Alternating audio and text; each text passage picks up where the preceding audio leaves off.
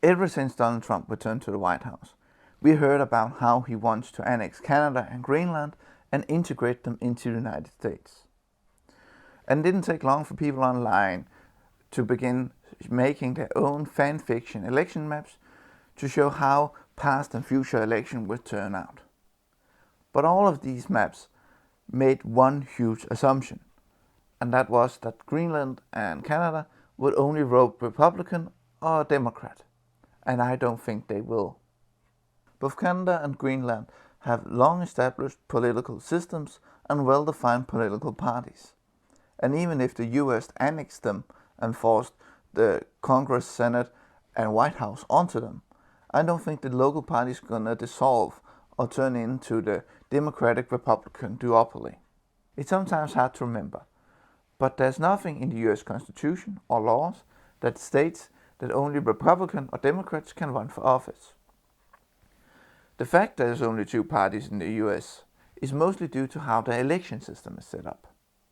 But this also means there's nothing stopping Greenlandic or Canadian parties to fight the US establishment at the ballot box.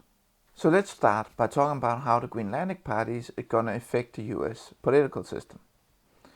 The good news for Trump is that none of the Greenlandic parties has the financial backing to run a serious presidential candidate. However, they are going to take up seats in both the Senate and Congress, and this will mean that it's much harder to get an outright majority by any of the established parties. And this is because the Greenlandic parties can switch their vote subject to subject. For example, the Greenlandic parties can vote with Democrats to expand public education, and then afterwards switch and vote with Republicans to deregulate the fishing industry. Greenlandic policy is far from US policy, and Greenlandic policy is often much more focused on how to survive and make a living and a financial success in the harsh North Arctic climate of Greenland.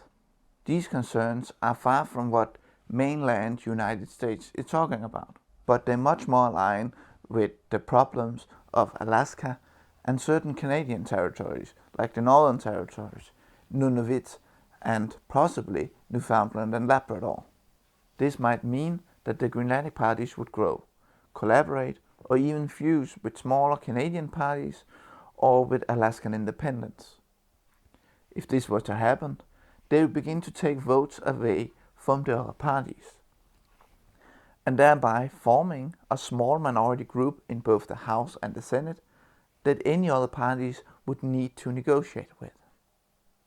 Canada is a more complex situation, as not all the Canadian parties will run a serious presidential campaign. But I think Labour... I'm just gonna pause here real quick.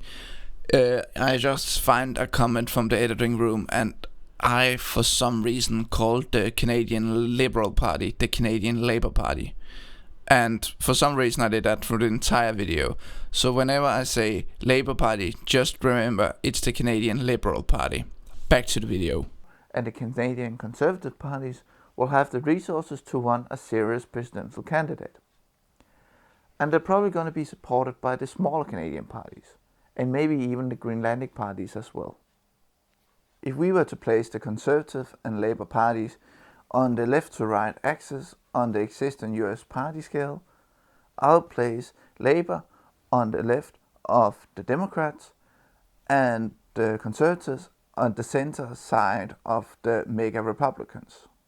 Whether you agree with this placement is actually not important, because the effect would be the same, the fracturing of the existing parties.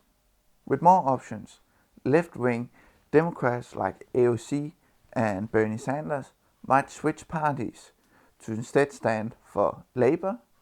Likewise, centrist Republicans might switch and stand with the Conservative. There's also the chance that people who were bullied out of the Republican Party, like Mike Pence and Liz Cheney, will return to policy and instead stand for the Conservative Party.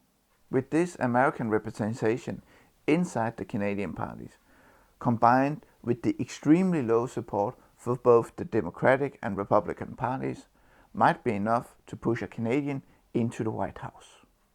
The same factors will probably also create the first Labour and Conservative congressmen and senators. They might not have formed a majority the first year, but they're gonna permanently change the US political system.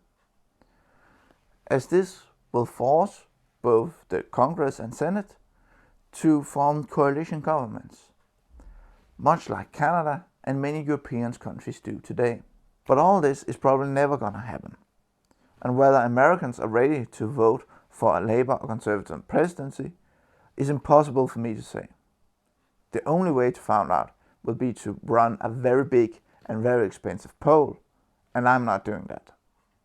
But if you want to see something completely different, subscribe to my channel.